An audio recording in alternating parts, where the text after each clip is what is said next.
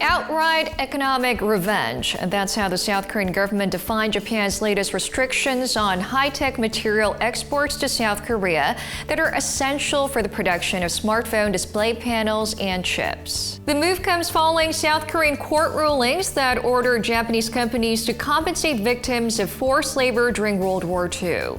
Japanese Prime Minister Shinzo Abe actually admitted that stricter export controls were slapped on South Korea because of the historical issue, claiming that Seoul broke a promise made in a 1965 treaty, which, as far as Japan is concerned, has settled all issues related to wartime conduct. But South Koreans think otherwise. Deep emotions over wartime forced labor and sexual enslavement remain, with the Japanese government refusing to offer an official apology or compensation to the victims themselves.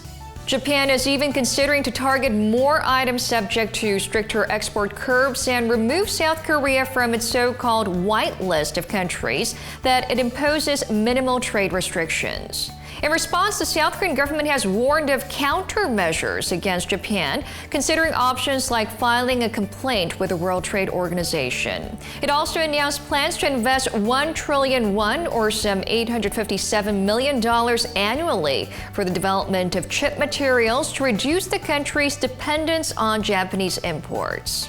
And there are even moves here in South Korea to boycott everything Japanese, ranging from beer, cars, to idol stars. Hundreds of supermarkets that are members of the Korea Mart Association have started removing Japanese beers and cigarettes from their shelves. An online petition on the presidential office website calling for counter-retaliation and a boycott of Japanese products has garnered over 30,000 supports in just a week.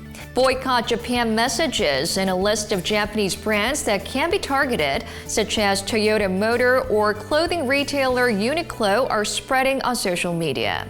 Calls for South Koreans not to travel to Japan are also mounting. In fact, the number of visitors to Japan dropped by 5% during the first 5 months of this year compared to the same period last year. And with the diplomatic row simmering between the two countries, experts predict that the figure will continue to fall, the first downward trend seen in 8 years. Reflecting concerns over decreasing demand for travel to Japan, tourism-related shares fell last week. Opinions are divided on the move. Some are saying that South Koreans need to take action, while others say it will only hurt small businesses in the country. Given that these thorny historical issues have been the source of contention between Seoul and Tokyo for decades, it doesn't seem the current tensions will simply be resolved in the short term, at least not until Japan's Diet election in late July, as some point out that Abe might be trying to rally his conservative base ahead of the political event by taking a tougher stance against South Korea.